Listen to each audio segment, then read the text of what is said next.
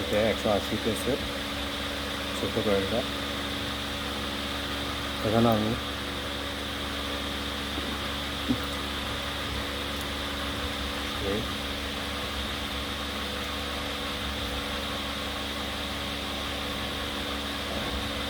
এটার উপরে আবার আরেকটা কয়েল বসবে স্টার্টিংয়ে, এই ছোটো কয়েলের উপরে।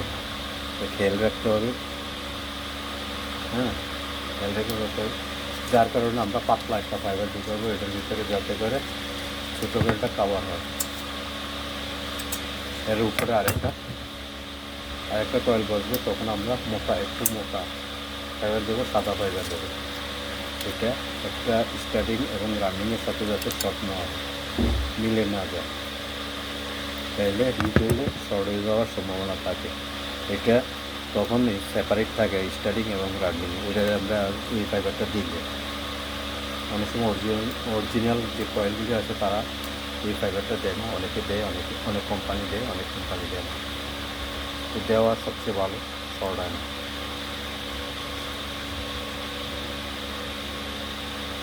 এটা অনেক উপকার করে। সমস্যা যদি রানিংয়ের হয় তখন স্টার্টিংটা বেঁচে যায়, আবার স্টার্টিংয়ে যদি সমস্যা হয় তাহলে রানিং কয়েলটা বেঁচে যায়। এইভাবে বেঁচে যায়, এই সেপারেটের কারণে আলাদা আলাদা হয়ে যায়, একটার লগে একটা লাগে না। এই সেপারেট দেওয়াতে কয়েকটা স্টার্টিংয়ের থেকে রানিংয়ে আলাদা সেপারেট হয়ে যাবে।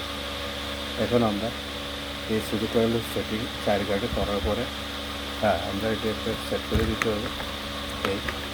তারপর এটার উপরে আমরা 6 গার্ডেরটা দেবো। এখন আমরা 6 গার্ডের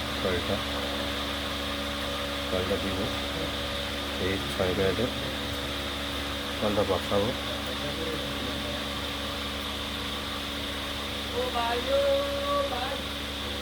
এই 6 গার্ডের কয়েলটা বসাবো।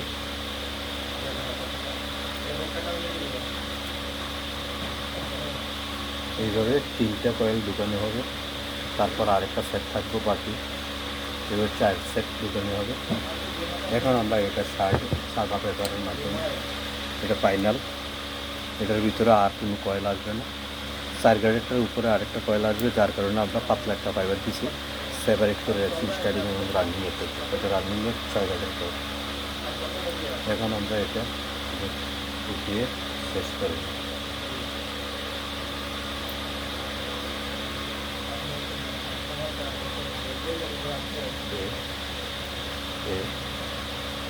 সুন্দরভাবে বুঝে যাবে।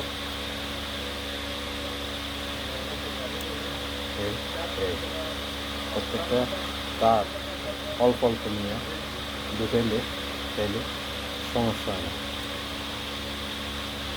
আর একটু জাম ধরলে আমরা সেপারেট কাঠি আছে, এই কাঠির মাধ্যমে, এই কাঠি দিয়ে করলে এড়াবে না, তা সুন্দরভাবে তার ভিতরে জীবন যাবে।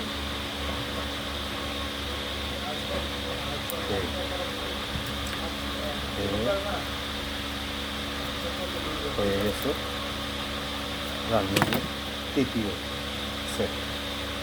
ওকে, এটা এখন আমরা তৃতীয় সেট দিতে হলাম। তৃতীয় সেট বাকি আছে আরেক সেট।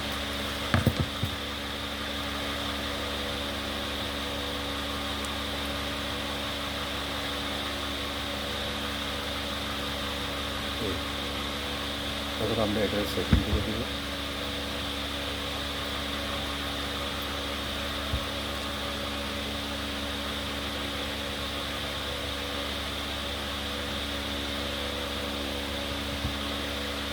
সেটিং হয়ে গেছে, তারপরে আরেকটা কয়েল করে তারপরে এদিকে দিতে হবে 4 কয়েলের সেট। ভিডিওটা ভালো লাগলে আপনার বন্ধুদেরকে শেখার জন্য শেয়ার করে দেবেন।